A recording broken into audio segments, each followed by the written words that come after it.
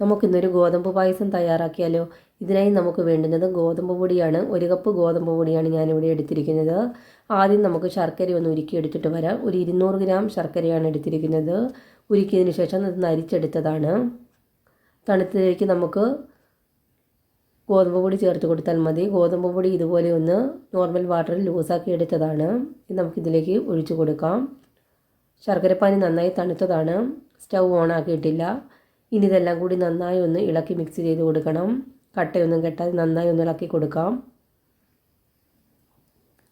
Stove ഞാൻ on ആക്കിയിട്ടില്ല. നന്നായി ഒന്ന് ഇളക്കി കൊടുക്കണം. ഇത്രയും മതിയാകും. ഇനി നമുക്ക് സ്റ്റൗ ഓൺ ചെയ്യാം.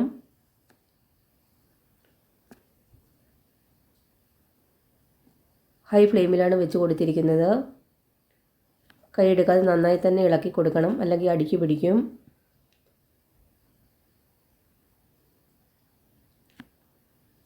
ഇപ്പോൾ 2-3 മിനിറ്റ് ആയിട്ടുണ്ട്. ഗോതമ്പ് പൊടി നന്നായി ഒന്ന് കുറുകി വന്നിട്ടുണ്ട്.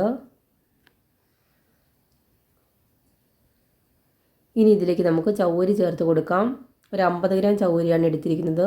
നോർമൽ വാട്ടറിൽ ഞാനൊന്ന് കുതിർക്കാനായി മാറ്റി വെച്ചതാണ്. ഇതുകൂടി നമുക്കിതിലേക്ക് ചേർത്ത് കൊടുക്കാം. നന്നായി ഇളക്കി കൊടുക്കണം. നിങ്ങൾ ആദ്യമായിട്ടാണ് എൻ്റെ ഈ ചാനൽ കാണുന്നതെങ്കിൽ ലൈക്ക് ചെയ്യാനും ഷെയർ ചെയ്യാനും സബ്സ്ക്രൈബ് ചെയ്യാനും മറക്കല്ലേ. നന്നായി ഒന്ന് കുറുകി വരുമ്പോൾ ഇതിലേക്ക് നമുക്ക് 1 കപ്പ് പാല് ചേർത്ത് കൊടുക്കാം. നന്നായി ഇളക്കി കൊടുക്കണം.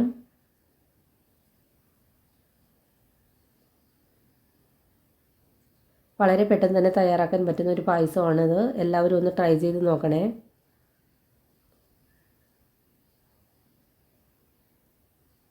നന്നായി ഒന്നുകൂടി ഒന്ന് മിക്സ് ചെയ്ത് കൊടുക്കാം. ഇനി ഇതിലേക്ക് നമുക്ക് 1/2 ടീസ്പൂൺ അളവിൽ ഏലക്കാപ്പൊടി ചേർത്ത് കൊടുക്കാം. ഒന്നുകൂടി ഒന്ന് ഇളക്കി കൊടുക്കണം.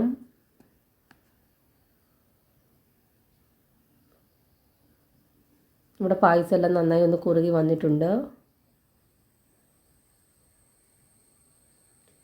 ലാസ്റ്റ് നമുക്കിതിലേക്ക് 1/2 കപ്പ് പാല് കൂടി ചേർത്ത് കൊടുക്കണം. ഒന്നിളക്കി മിക്സ് ചെയ്ത് കൊടുക്കാം. ഇത്രയും മതിയാകും. സ്റ്റൗ നമുക്ക് ഓഫ് ചെയ്യാം. ഇതിനെ നമുക്ക് മാറ്റി വയ്ക്കാം.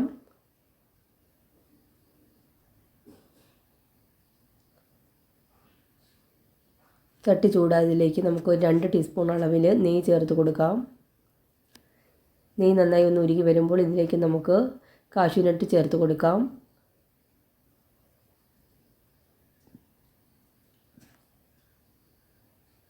ഇതിൻ്റെ കളറൊക്കെ ഒന്ന് ചേഞ്ചായി വരണം. ഒരു ഗോൾഡൻ ബ്രൗൺ കളറൊക്കെ ആയി കിട്ടണം. ഇനി ഇതിലേക്ക് നമുക്ക് കുറച്ച് മുന്തിരിങ്ങ കൂടി ചേർത്ത് കൊടുക്കാം.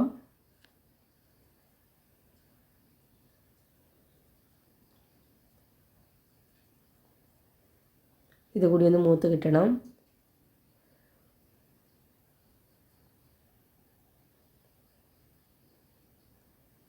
ഇത്രയും മതിയാകും. ഇനി നമുക്ക് ഗോതമ്പ് പായസത്തിലേക്ക് ഒഴിച്ചു കൊടുക്കാം. നല്ല ടേസ്റ്റി ആയിട്ടുള്ള ഗോതമ്പ് പായസം ഇവിടെ റെഡി ആയിട്ടുണ്ട്. ഇതെല്ലാം കൂടി ഒന്നുകൂടി ഒന്ന് ഇളക്കി മിക്സ് ചെയ്ത് കൊടുക്കാം.